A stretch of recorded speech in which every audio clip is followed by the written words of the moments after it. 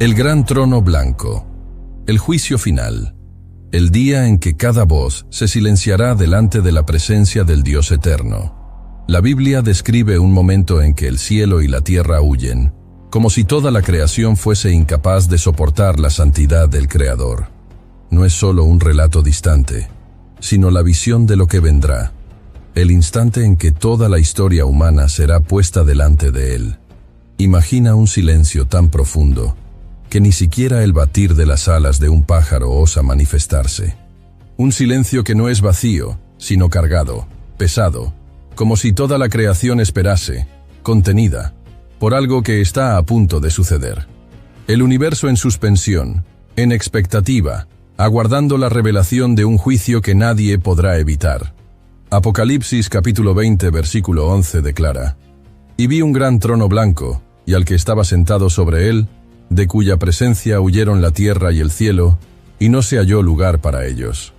Esa es la escena inicial, simple y al mismo tiempo imposible de comprender en toda su dimensión. Lo invisible se hace visible, lo inalcanzable se acerca, y aquello que parecía distante se revela como la realidad más cercana de todas. No hay manera de desviar los ojos, no hay manera de huir. El trono blanco no es solo un símbolo, es la expresión de la justicia perfecta, inmutable y eterna. Un trono delante del cual cada respiración, cada paso, cada pensamiento será recordado. Es aquí donde todo comienza. El silencio pesa, la creación aguarda, y la escena se prepara para abrirse delante de los ojos de todos. Un momento que no podrá ser borrado, porque de él depende el destino eterno. El silencio cósmico, antes del juicio. Hay un silencio que no es humano, un silencio que no puede ser explicado por ausencia de sonidos, sino por la presencia de algo mayor. La Escritura describe en Apocalipsis capítulo 8 versículo 1 que hubo silencio en el cielo por casi media hora. Un silencio tan denso y misterioso que parecía contener la respiración de toda la creación. Este no es un silencio común, sino un presagio. Es la pausa que antecede la revelación, la quietud que prepara el corazón del universo para el momento en que el juicio de Dios se manifestará. No se trata de una calma pasajera, como la brisa suave de un día de verano. Es una suspensión total, cósmica, en la que los ángeles cesan sus cánticos, las huestes celestiales interrumpen su adoración y hasta el latir del tiempo parece vacilar. Lo que la visión de Juan nos transmite es que, delante de lo que está por suceder, hasta el cielo, lugar de gloria incesante, queda en silencio. Ese silencio tiene peso. No nace de la ausencia, sino de la expectativa. Es el mismo tipo de silencio que precede a una tormenta, cuando las nubes se cargan, el viento se detiene y el aire se vuelve denso, como si la propia naturaleza estuviese contenida, aguardando el estallido de los truenos. Learning through play starts with Lego Duplo. With Lego Duplo, toddlers can develop real-life skills while having fun with colorful bricks made just for them. Large, easy to grip, and safe to explore. When children express themselves with Lego Duplo, they build patience, problem-solving, and empathy. See your child learn perseverance and self-expression with everything they imagine and create. Visit lego.com/preschool to learn more.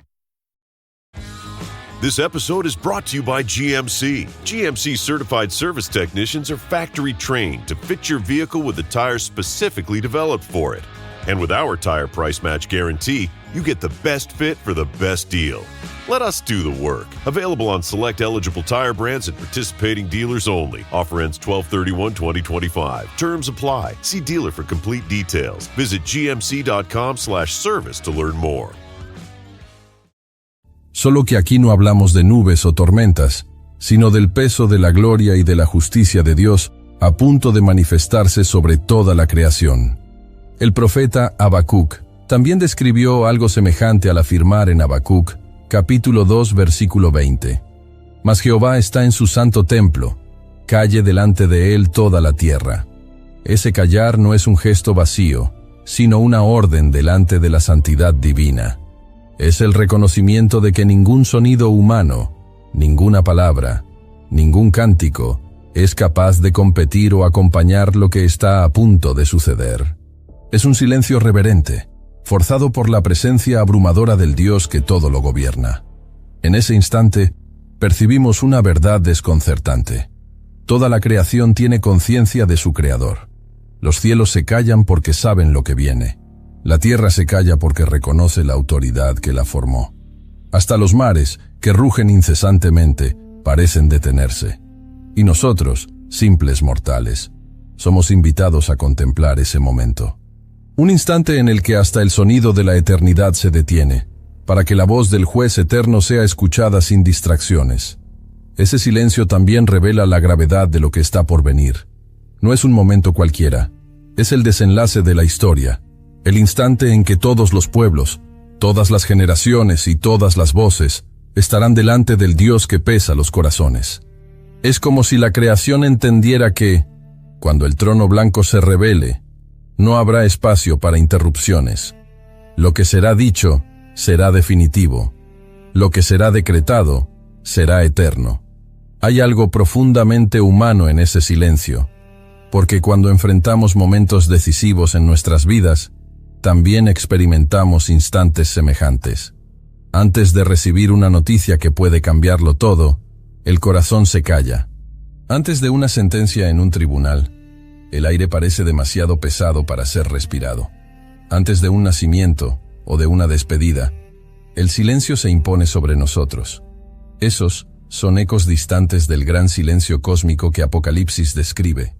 Pero aquí, ese silencio no prepara solo para el destino de una vida, sino para el destino de toda la humanidad. Es un silencio colectivo, absoluto, en el que el propio tiempo parece ser contenido, aguardando la voz que resonará desde el trono. Ese es el peso de la eternidad. ¿Y por qué la Escritura hace cuestión de registrar ese detalle? Porque el silencio, en su esencia, revela el contraste entre el hombre y Dios. Nosotros hablamos demasiado, pensamos demasiado, nos justificamos demasiado, pero delante del juez eterno, ninguna palabra será suficiente. No habrá discursos, no habrá justificaciones, no habrá pretextos, solo habrá silencio, espera, y la certeza de que todo lo que fuimos será expuesto delante de sus ojos. Ese silencio también habla de algo que nos resulta incómodo, el fin del control humano. Durante la vida podemos escondernos detrás de máscaras, podemos fingir, podemos manipular, pero en aquel día, delante del trono blanco, no quedará nada más que la verdad. Y la verdad no grita, se impone en silencio, porque su presencia basta. Así, la visión de Juan se abre delante de nosotros no con sonidos de trompetas o voces en coro, sino con la ausencia de ellos. La grandeza del momento está marcada no por la explosión del sonido, sino por el peso del silencio. Es el preludio de la eternidad, la respiración contenida del universo, aguardando lo que viene después. Y lo que viene después de ese silencio es aún más impresionante, porque el espacio vacío no está vacío en realidad, sino preparado como un escenario. Y cuando el silencio llega al límite de su tensión, algo comienza a surgir, como si la luz y las tinieblas se moviesen para revelar el centro de todo, el trono, que surge entre luz y tinieblas. Juan describe en Apocalipsis capítulo 20, versículo 11. Y vi un gran trono blanco y al que estaba sentado sobre él, de cuya presencia huyeron la tierra y el cielo, y no se halló lugar para ellos. Esta es una de las visiones más impresionantes y aterradoras de toda la Escritura. El trono no está adornado con piedras preciosas, no es descrito en detalles arquitectónicos, sino marcado por un único color, blanco. El blanco del trono no es ausencia de color, sino la representación de la pureza absoluta, de la santidad incuestionable, de la justicia perfecta. Delante de él no existe espacio para sombras ni lugar para máscaras, porque todo se revela. El escenario es casi inimaginable. Tierra y cielo huyen, como si no pudiesen soportar el peso de la presencia de aquel que está sentado. Toda la creación, que siempre sirvió de escenario para la historia de la humanidad, ahora se disuelve delante del Creador. Es el colapso de lo que conocemos como realidad, y al mismo tiempo la revelación de lo que es eterno. Pero la gran pregunta se levanta: ¿Quién es el que está sentado en ese trono? ¿Es el Padre o es el Hijo? Apocalipsis no lo nombra directamente, pero la misma Biblia responde en otros textos. El Evangelio de Juan capítulo 5 versículo 22 declara: porque el Padre a nadie juzga, sino que todo el juicio dio al Hijo. El apóstol Pedro también afirma en Hechos capítulo 10 versículo 42: y nos mandó que predicásemos al pueblo, y testificásemos que Él es el que Dios ha puesto por juez de vivos y muertos. Pablo, en Hechos capítulo 17 versículo 31, refuerza: por cuanto ha establecido un día en el cual juzgará al mundo con justicia, por aquel varón a quien designó, dando fe a todos con haberle levantado de los muertos. Estos textos no dejan dudas. El que se sienta en el trono blanco es Jesucristo, el Hijo a quien el Padre confió todo el juicio. Él que un día vino como cordero manso para ser sacrificado, vuelve ahora como juez eterno, revestido de autoridad divina. El mismo Jesús que lloró en Betania, que fue crucificado en Jerusalén y que resucitó al tercer día, es el mismo que estará sentado en el trono delante del cual toda la humanidad comparecerá. Esa revelación es al mismo tiempo fascinante y aterradora. Fascinante, porque muestra que el juez es alguien que conoce la experiencia humana. Él no juzga de lejos, como un ser distante, sino como alguien que caminó entre nosotros, que sintió el dolor, que fue tentado, que cargó con el peso de nuestra debilidad. Hebreos capítulo 4, versículo 15, dice que no tenemos un sumo sacerdote que no pueda compadecerse de nuestras debilidades, sino uno que fue tentado en todo según nuestra semejanza, pero sin pecado. El juez del trono blanco es alguien que conoce la realidad humana por dentro, y es también aterrador, porque el mismo Cristo que ofreció gracia, que perdonó, que llamó al arrepentimiento, será aquel que juzgará con justicia implacable. Durante la vida, Él fue Salvador, Redentor, Mediador. En el trono blanco, Él será juez. Eso lo cambia todo, porque delante de Él no habrá excusas. El amor que ofreció oportunidad de salvación será el mismo amor que sostendrá la justicia eterna. El contraste entre luz y tinieblas en esta escena es inevitable. Donde Él se sienta, todo es revelado. Los secretos más escondidos, las intenciones más profundas del corazón, nada queda oculto. Su presencia es como un resplandor que disipa cualquier sombra. Por eso el cielo y la tierra huyen, porque el trono blanco es la manifestación de la santidad absoluta. Para los que creen, esa revelación trae alivio. No seremos juzgados por un juez distante, sino por Jesús, aquel que nos amó hasta la muerte y nos conoce íntimamente. Para los que rechazaron la gracia, es un choque insoportable.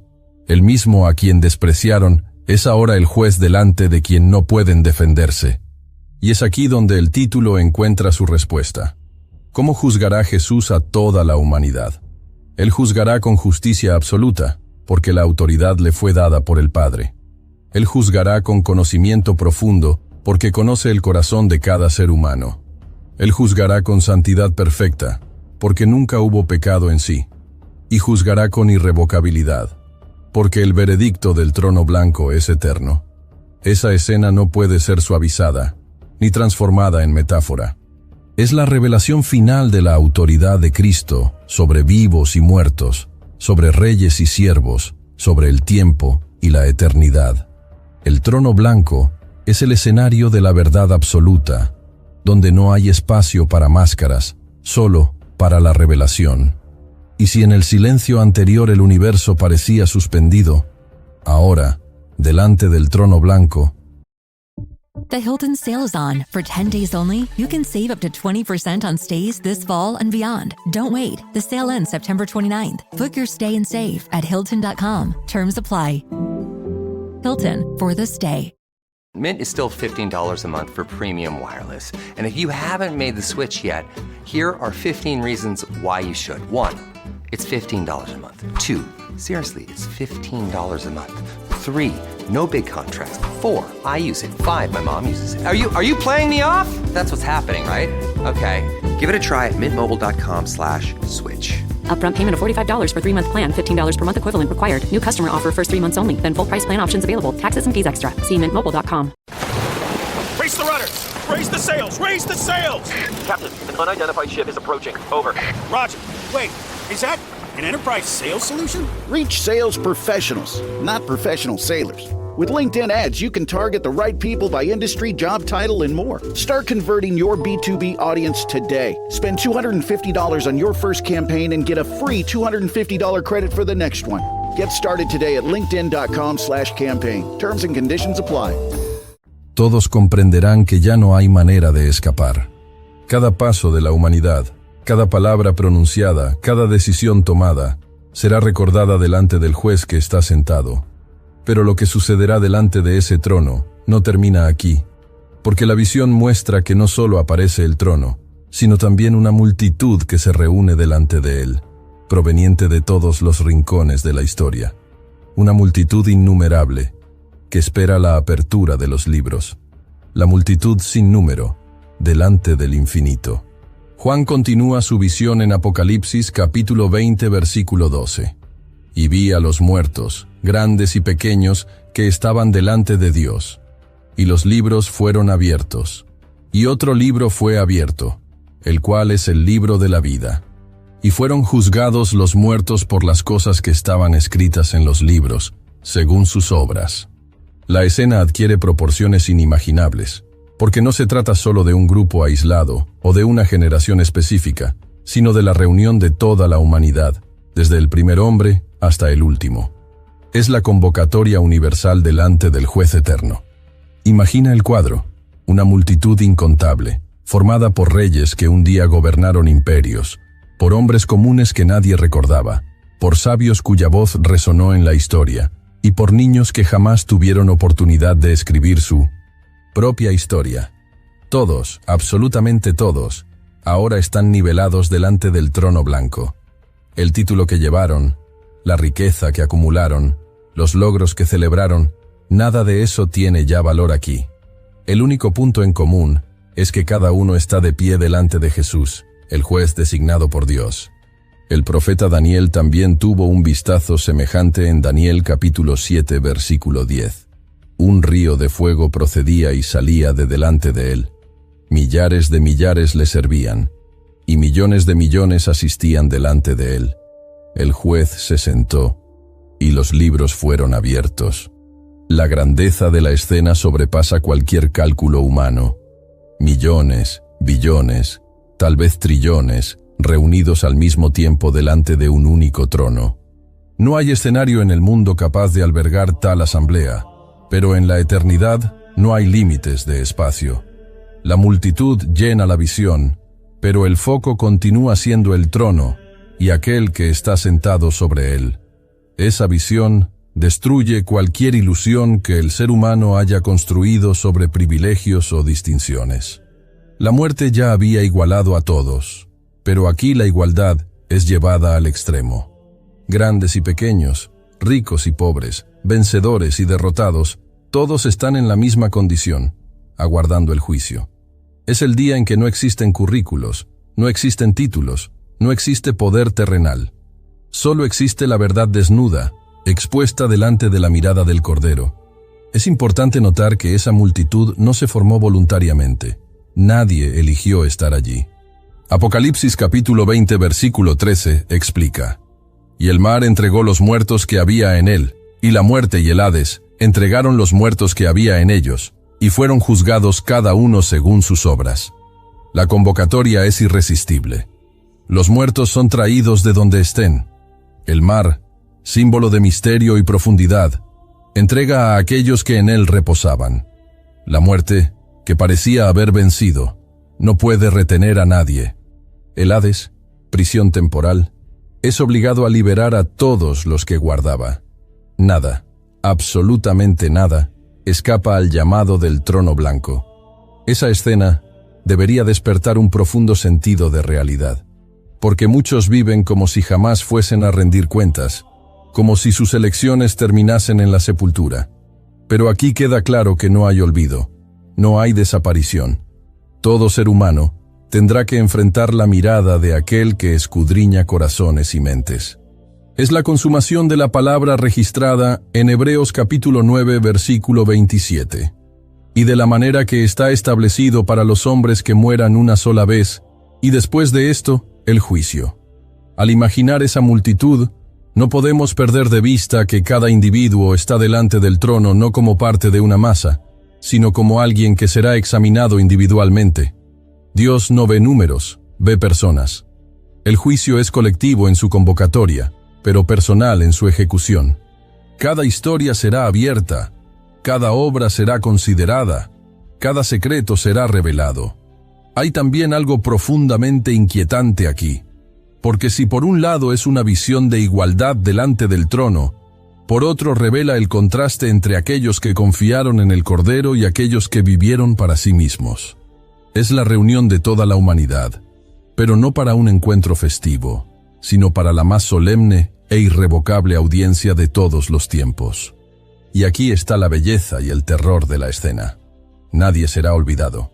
Los grandes, que moldearon el rumbo de la historia, y los pequeños, que vivieron en el anonimato, todos serán recordados. El juez no ignora a nadie. Aquellos que pensaron que sus vidas no tenían importancia descubrirán que estaban delante de un Dios que registró cada detalle, y aquellos que se consideraron demasiado grandes percibirán que nada de lo que conquistaron los hace inmunes delante de la santidad de Cristo. Esa multitud delante del trono blanco es el mayor contraste jamás visto, porque nunca en la historia de la humanidad los hombres fueron tan iguales, y nunca tampoco estuvieron tan desnudos delante de la verdad. Lo que estaba oculto será revelado, y lo que parecía olvidado será recordado. El profeta Ezequiel nos recuerda en Ezequiel capítulo 18, versículo 4. He aquí que todas las almas son mías. Como el alma del Padre, así el alma del Hijo es mía. El alma que pecare, esa morirá. Este principio es ahora aplicado en su forma final. No importa la cultura, la época, la posición, todas las almas le pertenecen, y todas ahora están delante de él. El cuadro es épico y aterrador al mismo tiempo. Una multitud sin número delante del infinito, aguardando la apertura de los libros. El silencio que dominaba hasta aquí es quebrado por el sonido de las páginas eternas moviéndose. El trono permanece fijo. La multitud continúa inmóvil. Pero algo comienza a suceder que cambiará para siempre el destino de cada uno. Los libros son abiertos. Apocalipsis capítulo 20 versículo 12 describe: Y los libros fueron abiertos, y otro libro fue abierto, el cual es el libro de la vida. Y fueron juzgados los muertos por las cosas que estaban escritas en los libros, según sus obras. La escena cambia de perspectiva. Si antes el foco estaba en el trono y en la multitud, ahora toda la atención se dirige a los registros eternos que comienzan a ser revelados. Es el momento en que el silencio se rompe, no por voces, sino por el pasar de las páginas que guardan la verdad de cada vida. Esos libros no son metáforas vacías, representan la memoria divina, infalible y absoluta. La Biblia afirma en Eclesiastés capítulo 12 versículo 14, porque Dios traerá toda obra a juicio, juntamente con toda cosa encubierta, sea buena o sea mala. Nada escapa, nada se pierde, porque todo está registrado delante de él. Lo que se creía escondido es traído a la luz, y lo que parecía irrelevante es recordado con precisión. El peso de esos libros no está solo en el contenido, sino en lo que significan. Cada página abierta delante de la multitud es la prueba de que la justicia de Dios no se basa en suposiciones, sino en hechos. No hay espacio para debates. No hay resquicios para excusas. Lo que fue escrito es incontestable, porque fue registrado por el mismo Dios, que no se equivoca, que no falla y que no olvida. Jesús ya había anunciado esto en Mateo capítulo 12 versículo 36. Mas yo os digo que de toda palabra ociosa que hablen los hombres, de ella darán cuenta en el día del juicio. Esto significa que no solo los grandes pecados, sino también palabras aparentemente inofensivas serán recordadas. La boca habla de lo que abunda en el corazón, y esos libros revelan exactamente eso. la verdad interna de cada persona. Es aterrador imaginar que pensamientos guardados en silencio, intenciones ocultas y decisiones tomadas lejos de los ojos humanos, están todos allí. Are your business expenses playing hide and seek? With Uber for Business, the small spends that slip through the cracks, like rides and meals, go right where you need them. Because it integrates with leading expense platforms, you can say goodbye to surprise costs, missing dollars, or chasing receipts. Everything's track downable. Uber for Business. Make small steps that make a big impact. Learn more at uber.com/small steps. Welcome to Sephora. I'm looking for a perfume that's not too perfumey. I got you. Serum moisturizer or moisturizer serum. Let's get into layering. My concealer is making me look worse. Sounds like the wrong shade. Let's get you matched. There's only one store that really gets what you're going for. Get beauty from people who get beauty. Only at Sephora. Hi, Let's get you a basket. Jif peanut butter. It's that Jiffing good, it doesn't really need advertising. So instead, enjoy the calming sounds of the ocean. Jif. Ooh, it's that Jiffing good. Get your Jif at Jif.com. Pero también es consolador percibir que actos de bondad olvidados, palabras de misericordia, oraciones hechas en secreto, todo eso también es recordado. Porque esos libros no registran solo condenación, sino también fidelidad. El profeta Malaquías describe en Malaquías capítulo 3 versículo 16 que un memorial fue escrito delante de Dios para los que temían al Señor y pensaban en su nombre.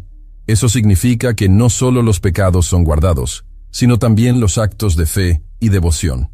Los libros revelan la vida entera, con sus sombras y sus luces, sus caídas y sus decisiones de arrepentimiento. En este punto, la escena es de tensión absoluta. Cada mirada de la multitud se dirige a los libros. El destino eterno no depende de títulos, ni de riquezas, ni de posición social, sino de lo que está escrito allí. La ansiedad domina, porque delante del trono blanco no hay manera de esconder lo que fue hecho. Ese juicio por las obras no significa salvación por las obras, sino confirmación de la verdad. Las obras revelan quién realmente gobernaba el corazón. Jesús ya había dicho en Mateo capítulo 7 versículo 16, «Por sus frutos los conoceréis». En el trono blanco, esto se cumple plenamente. No importa el discurso, sino el fruto. La apertura de los libros es también la confirmación de que Dios es justo. Muchos preguntan por qué el mal parece prosperar, por qué injusticias ocurren sin respuesta. Aquí queda claro que nada quedó sin respuesta. Puede haber escapado de los tribunales humanos, puede haber sido olvidado por la historia, pero no fue borrado del registro divino. El día de la revelación llega para todos. Y en medio de esa tensión, otro libro es destacado, el libro de la vida. A diferencia de los otros, no contiene obras, sino nombres. No registra actos, sino destinos. Apocalipsis capítulo 20 versículo 15 declara: «Y el que no se halló inscrito en el libro de la vida, fue lanzado al lago de fuego». Este es el punto que separa a los que heredan la eternidad con Dios de los que son condenados a la separación eterna. Los libros de las obras exponen la justicia, pero el libro de la vida manifiesta la gracia. Es el equilibrio perfecto. Todos son juzgados con justicia, pero la salvación es ofrecida como don por medio de Cristo. El nombre escrito en ese libro no es mérito humano, es resultado de la sangre derramada por el Cordero. Es por eso que Jesús es no solo juez, sino también Salvador. La apertura de los libros, por lo tanto, no es solo un acto judicial, sino la revelación de quién confió en sí mismo y de quién confió en el Cordero. Es el momento en que las máscaras caen, las ilusiones se deshacen y la verdad eterna se manifiesta delante de todos. Y si la multitud permanece en silencio, es porque la gravedad de la escena no permite palabras. El sonido de las páginas siendo abiertas es suficiente para cargar todo el peso del juicio. Cada registro leído es una sentencia. Cada detalle revelado es una prueba incontestable. El escenario está formado. El trono, la multitud, los libros. Pero aún queda un detalle que lo decide todo. En medio de tantos registros, existe un libro especial, y en él solo algunos nombres están escritos. La mirada de todos ahora se dirige a él, porque de él depende el destino eterno. El libro de la vida. Antes de continuar, si este contenido ha bendecido tu vida, dale me gusta, comenta y comparte. Suscríbete al canal, y si quieres bendecir el canal, haz clic en el botón Super Gracias y deja una ofrenda de cualquier valor o hazte miembro. Así continuamos invirtiendo en investigación y mejoras para bendecir aún más tu vida. Continuando. Entre todos los registros eternos, un libro se destaca como el más importante. Apocalipsis capítulo 20 versículo 12 afirma que los libros fueron abiertos. Y otro libro fue abierto, el cual es el libro de la vida. El destino de la humanidad no está solo en los libros de las obras, sino en ese libro único, singular, llamado el libro de la vida del Cordero. Mientras los otros libros revelan lo que cada persona hizo, este libro revela a quién pertenece cada persona. Aquí no están registradas palabras o actos, sino nombres. No es un archivo de conquistas o fracasos, sino una lista de hijos adoptados por la gracia. El contraste es absoluto. Quien está en él hereda la eternidad con Dios. Quien no está, es lanzado lejos de su presencia. La Biblia es clara al declarar en Apocalipsis capítulo 20 versículo 15. Y el que no se halló inscrito en el libro de la vida fue lanzado al lago de fuego. La sentencia es directa y sin espacio para dudas. No importa lo que la persona haya acumulado, conquistado o demostrado delante de los hombres, si el nombre no está escrito en ese libro, no hay salvación. Esa es la revelación que transforma el silencio en expectativa insoportable, porque delante del trono, cada mirada se dirige al libro de la vida. El corazón de la multitud late en una mezcla de temor y esperanza. Nadie puede añadir su propio nombre allí en ese momento. O ya está escrito, o no está.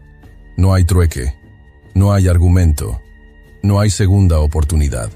Pero ¿qué significa tener el nombre escrito en ese libro? El apóstol Pablo en Filipenses capítulo 4 versículo 3 se refiere a fieles diciendo, cuyos nombres están en el libro de la vida. Moisés, en el pasado, intercediendo por Israel, dijo en Éxodo capítulo 32 versículo 32, perdona ahora su pecado, y si no, bórrame te ruego, de tu libro que has escrito.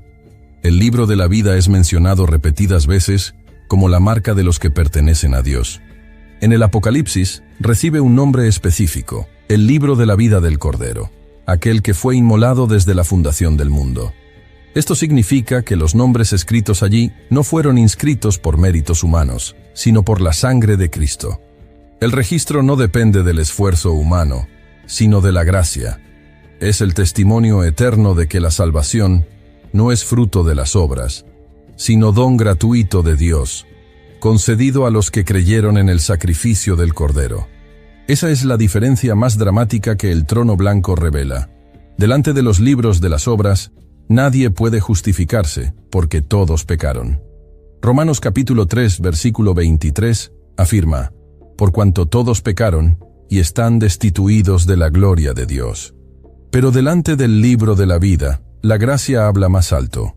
No porque las obras no importen, sino porque la sangre de Cristo cubre lo que sería imposible para el hombre borrar.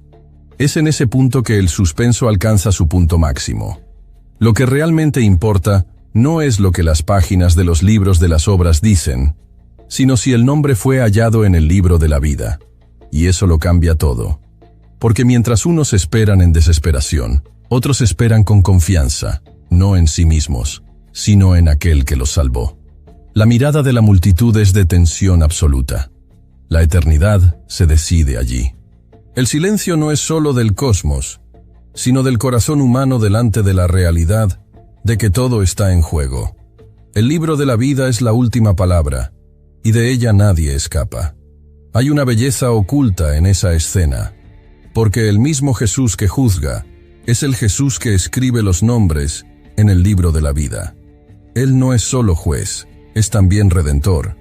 Es el Cordero que se entregó, que derramó sangre, que conquistó la salvación y que ahora confirma delante de todos quiénes son los suyos. Juan, capítulo 10, versículo 28. Hace eco de esa seguridad. Y yo les doy vida eterna, y no perecerán jamás, ni nadie las arrebatará de mi mano. Esa escena no es solo juicio, es también revelación de amor, porque cada nombre escrito allí es fruto de la obra de la cruz. This episode is sponsored by Friskies, who would like to tell your cats hi. Now, if that didn't get your cat's attention, there's one thing that always does the trick. Just pour some Friskies crunchy food in the bowl and you'll hear those paws come running. Works every time. With so many Friskies choices, you can always bring your cats running from their secret napping spots. There's always more to explore. See for yourself at friskies.com or visit your local store. When your investors, customers, and workers demand more from your business, make it happen with SAP. The AI-powered capabilities of SAP can help you streamline costs, connect with new suppliers, and manage payroll, even when your business is being pulled in different directions. To deliver a quality product at a fair price while paying your people what they're worth too, so your business can stay unfazed. Learn more at sap.com/uncertainty. As a sports fan, I have to confess. Sometimes the game gets kind of boring. That's when I unfold my Samsung Galaxy Z Fold 7 and use multi-window viewing on its large screen. Boring game? I'm checking out my fantasy baseball league at the same time. Score still 1-0? I'm replying to emails in the other window, scoring points with the boss. Semifinals finally getting exciting? I'm buying tickets to the finals and booking my flights. Can your phone do that? The new Galaxy Z Fold 7. Get yours at Samsung.com. Es recuerdo de que la misericordia venció a la condenación. No hay mayor contraste. Libros que condenan por las obras, y un libro que salva por la gracia. Y delante de ese contraste, la tensión crece. Porque una vez abierto el libro de la vida, no queda más duda sobre el destino de cada persona. Las obras fueron expuestas, la justicia fue confirmada, pero es ese libro el que decide el veredicto final. Y mientras cada nombre es buscado, cada mirada se vuelve hacia ese trono con la pregunta que resuena en el corazón. ¿Estará allí mi nombre? El suspenso es insoportable, pero inevitable. Porque lo que sucede a continuación muestra que no todos tendrán el mismo destino. Del trono sale la sentencia definitiva, y cada obra, cada elección, cada ausencia o presencia en el libro de la vida se convierte en la llave de la eternidad. El juicio de los muertos y el destino irrevocable. Apocalipsis capítulo 20 versículo 12 declara: Y fueron juzgados los muertos por las cosas que estaban escritas en los libros, según sus obras. El momento llega. El trono permanece firme, los libros están abiertos, y la multitud espera. Lo que hasta entonces era silencio y expectativa, ahora se convierte en realidad inescapable. Cada persona será juzgada. No hay colectividad que oculte al individuo, no hay masa que encubra un rostro. Delante del trono blanco, el juicio es personal, directo, irrevocable. Este es el punto en que cada vida es pesada en la balanza de la justicia divina. Ningún detalle es olvidado, ninguna elección es ignorada. Jesús había dicho en Lucas capítulo 8, versículo 17, porque nada hay oculto que no haya de ser manifestado, ni escondido que no haya de ser sabido y salir a la luz. Ahora esa palabra se cumple plenamente. Lo que parecía enterrado en el tiempo se levanta delante de los ojos del juez. La justicia de Cristo no es parcial, ni influenciada por apariencias. Reyes que gobernaron naciones y hombres anónimos, que vivieron sin destaque, están lado a lado, recibiendo sentencia conforme a sus obras. No importa si los actos fueron celebrados por multitudes o cometidos en secreto, todos están delante de la misma mirada. Y esa mirada es penetrante, porque ve no solo lo que fue hecho, sino también las intenciones que movieron cada acto. Ese juicio expone una verdad incómoda. No hay méritos humanos suficientes para garantizar absolución. Romanos capítulo 3, versículo 10 afirma: no hay justo ni aun uno. Los libros revelan esto de manera clara. La condenación no se basa en un único error, sino en la constatación de que el corazón humano, separado de Dios, siempre se inclina al pecado. Y es aquí donde la escena se vuelve definitiva.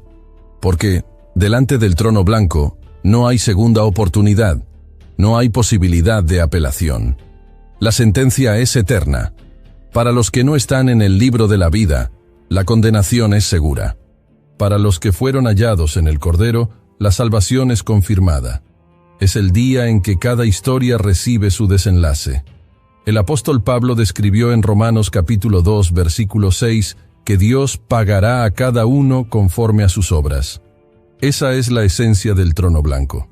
La revelación del destino eterno no basada en ilusiones, sino en realidad. Nadie podrá decir que fue injusticiado, porque cada detalle está registrado. La justicia de Dios no falla. El impacto de esta escena es profundo. Imagina cada persona, delante de miles de millones, teniendo su vida revelada, sabiendo que no hay nada más que esconder. Algunos recibirán palabras de aprobación, porque sus nombres fueron hallados en el libro de la vida.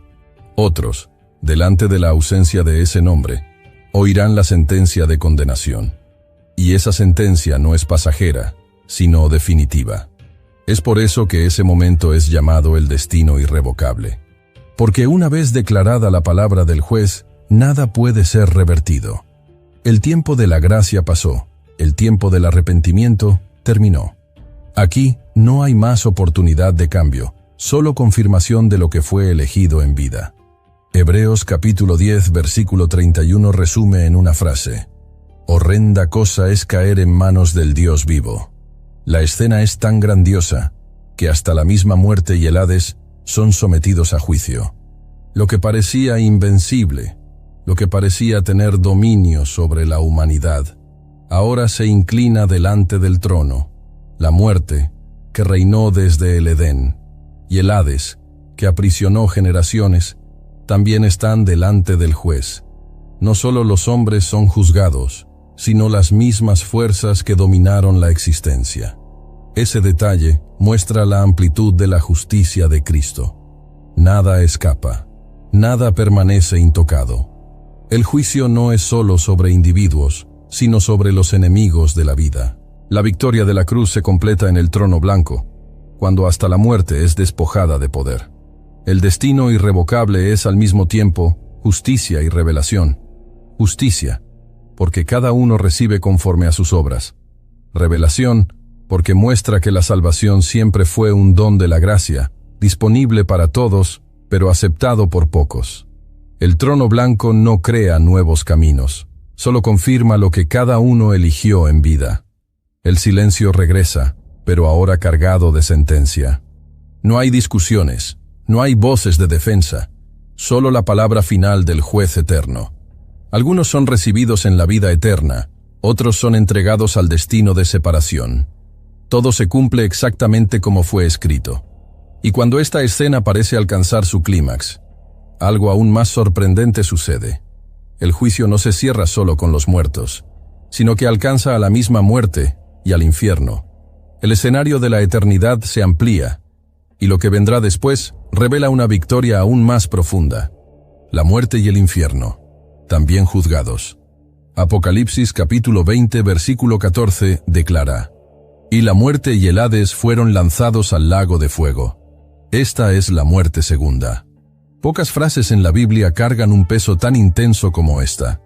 Hasta aquí vimos a hombres, mujeres, reyes y siervos siendo juzgados.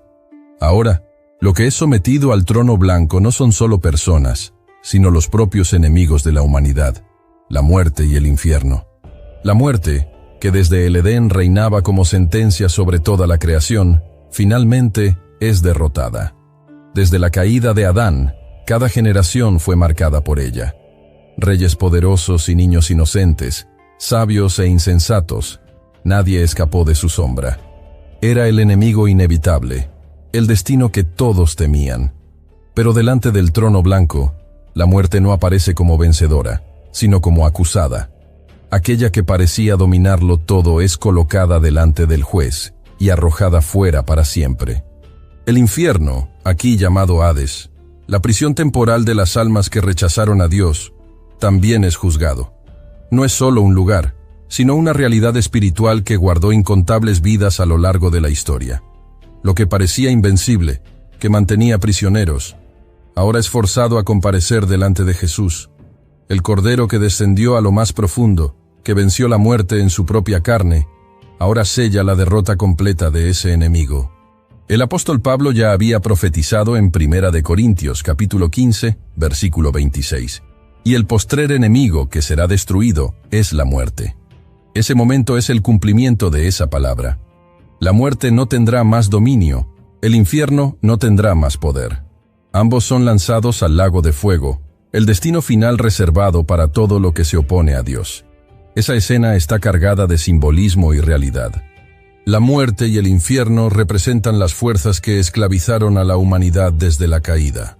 Pero delante del trono blanco, no solo son vencidos, son destruidos de manera definitiva. No habrá más sepulturas abiertas, no habrá más lágrimas derramadas por despedidas, no habrá más prisiones espirituales aguardando almas. El juez sella el fin de esos enemigos para siempre. Esto revela el triunfo absoluto de Cristo. Cuando Él resucitó, la victoria sobre la muerte ya estaba conquistada. Pero ahora, delante del trono blanco, esa victoria es aplicada en escala cósmica. No es solo una promesa. Es el fin definitivo de aquello que asombró a la humanidad por milenios. El Cordero que venció en la cruz, ahora vence al último enemigo delante de todos. La escena es de alivio y terror al mismo tiempo. Alivio, porque los salvos saben que nunca más experimentarán la sombra de la muerte.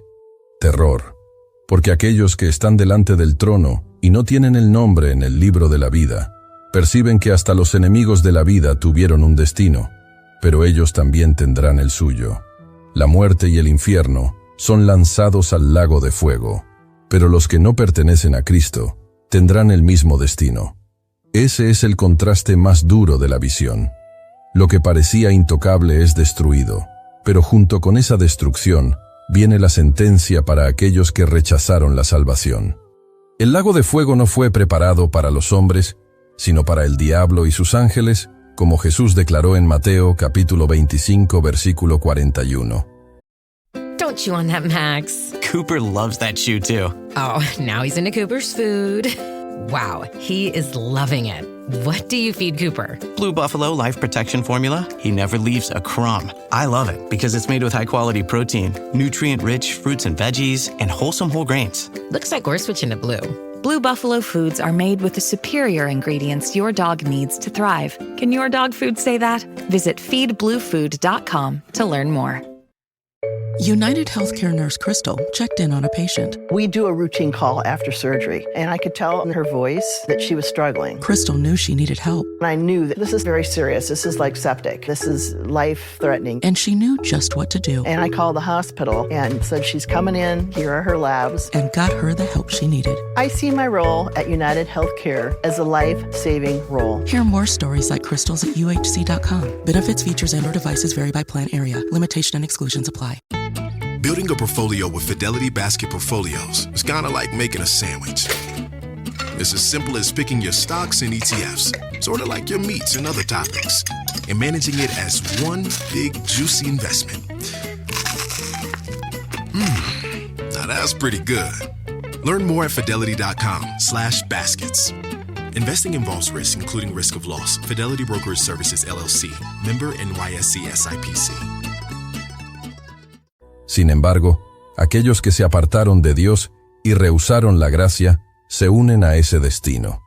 La derrota de la muerte y del infierno es el punto de giro de la historia eterna. Todo aquello que traía miedo y prisión es terminado. El universo contempla al juez poniendo fin a los mayores enemigos de la humanidad.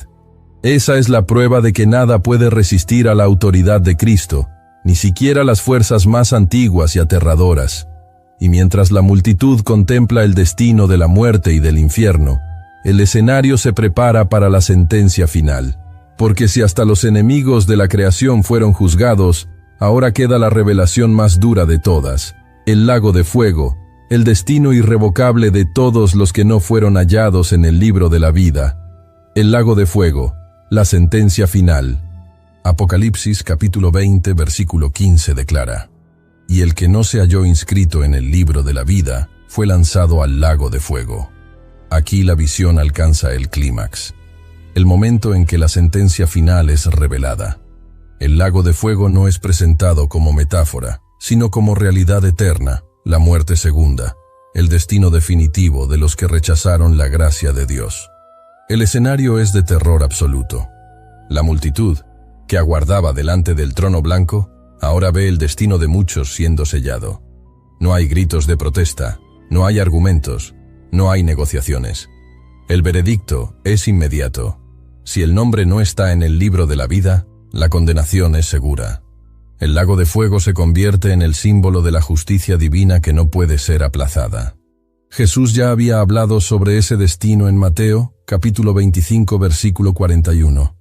Apartaos de mí, malditos, al fuego eterno, preparado para el diablo y sus ángeles. Esa es la revelación más dura. El lago de fuego no fue creado para los hombres, sino para el diablo y sus seguidores. Sin embargo, aquellos que eligieron rechazar la salvación y seguir el camino de la rebelión tendrán la misma sentencia.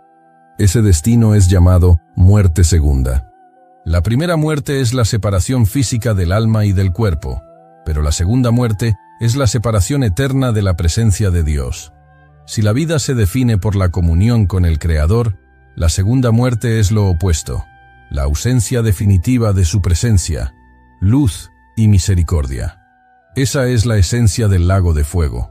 Vivir eternamente lejos de Dios, preso en oscuridad y sufrimiento sin fin. Es un error pensar que este es solo un castigo simbólico. La Escritura habla de él como realidad. El mismo Jesús advirtió en Marcos capítulo 9, versículo 48, sobre el lugar donde el gusano de ellos no muere y el fuego nunca se apaga. Esa es la descripción de un tormento que no cesa, un estado permanente que no da espacio para esperanza. El contraste se hace más evidente aquí. Aquellos que confiaron en Cristo heredan la vida eterna, pero aquellos que lo rechazaron son lanzados lejos. El lago de fuego no es solo castigo, es la consecuencia inevitable de una vida sin Dios. Quien no quiso la presencia de Cristo en la tierra, no tendrá su presencia en la eternidad. Y esta sentencia no es injusta, porque los libros ya mostraron las obras, y el libro de la vida reveló quién pertenece al Cordero. El lago de fuego no sorprende a nadie, solo confirma lo que ya estaba definido por las elecciones hechas en vida. El hombre cosecha lo que sembró, y delante del trono blanco no hay más tiempo de cambiar la semilla. El impacto de esta escena es devastador. Millones, miles de millones tal vez, son lanzados al destino eterno. Cada ausencia en el libro de la vida es confirmada delante de todos. El silencio que dominaba el universo ahora es sustituido por un vacío pesado, porque la sentencia no puede ser revertida. Lo que el juez declaró permanece para siempre. Pero al mismo tiempo, esta escena revela algo profundo, el triunfo de la justicia de Dios. La eternidad no puede ser contaminada por el mal. La nueva creación no será manchada por el pecado. El lago de fuego es la separación definitiva entre lo que pertenece a Dios y lo que se opuso a Él. Esta sentencia no es solo castigo, es también purificación, la garantía de que la eternidad será incorruptible. Este es el momento en que la historia de la rebelión contra Dios llega a su fin. El diablo, sus ángeles y todos los que siguieron su camino comparten el mismo destino. La justicia divina es completa. No quedan resquicios, no quedan enemigos. El lago de fuego se convierte en el testimonio eterno de que la santidad de Dios no puede ser desafiada sin consecuencias. Y cuando esta escena parece insoportable de contemplar, la visión de Juan se vuelve hacia un nuevo horizonte. Porque si el lago de fuego es el destino de los que rechazan la gracia, la eternidad de los que fueron hallados en el libro de la vida será completamente diferente. El juicio termina, pero algo nuevo comienza a surgir. Algo que apunta a la victoria final de los redimidos, la esperanza de los redimidos. Después de la sentencia del lago de fuego, la visión de Juan se abre a un contraste poderoso. Si para muchos el destino fue la separación eterna, para los que fueron hallados en el libro de la vida, Existe una promesa que va más allá del juicio. Apocalipsis, capítulo 21, versículo 1 declara: Vi un cielo nuevo y una tierra nueva, porque el primer cielo y la primera tierra pasaron, y el mar ya no existía más. Lo que parecía fin se convierte en un nuevo comienzo. Los redimidos no heredan solo la salvación del castigo, sino una nueva creación, incorruptible y perfecta. No es la restauración de algo antiguo, sino el surgimiento de una realidad totalmente nueva, donde no hay más espacio para dolor, muerte o pecado. Esta es la esperanza que atraviesa el juicio y alcanza la eternidad. La promesa continúa en Apocalipsis capítulo 21, versículos 3 y 4. He aquí el tabernáculo de Dios con los hombres, y Él morará con ellos, y ellos serán su pueblo, y Dios mismo estará con ellos como su Dios. Enjugará Dios toda lágrima de los ojos de ellos, y ya no habrá muerte, ni habrá más llanto, ni clamor, ni dolor, porque las primeras cosas pasaron. Estas palabras resuenan como bálsamo después de la escena de juicio. Si el lago de fuego revela la justicia, la nueva Jerusalén revela el amor eterno de Dios. Aquí la eternidad se muestra en su plenitud. No es solo la ausencia del mal, sino la presencia constante de Dios con su pueblo. Es el cumplimiento de lo que fue prometido desde el Edén, el Creador habitando nuevamente con su creación, sin barreras, sin velos, sin separaciones. Lo que el pecado había destruido es finalmente restaurado en proporciones aún mayores. Esta esperanza no es vaga ni abstracta, sino concreta. Juan describe la ciudad santa, la nueva Jerusalén, descendiendo del cielo, adornada como una novia para su esposo. La imagen transmite pureza, belleza y celebración. Lo que se inicia después del trono blanco no es solo supervivencia, sino una fiesta eterna entre Dios y los que fueron salvos.